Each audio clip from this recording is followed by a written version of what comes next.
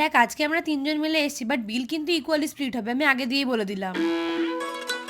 আচ্ছা ঠিক আছে, চ।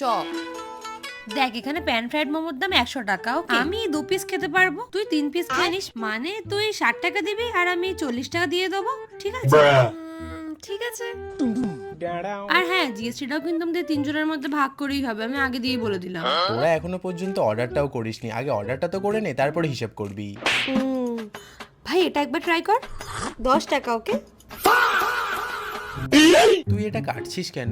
লাস্ট এক পিসই তো বাকি আছে না, তিনজন খাবো তাই জন্য 3টে স্লাইস করছি।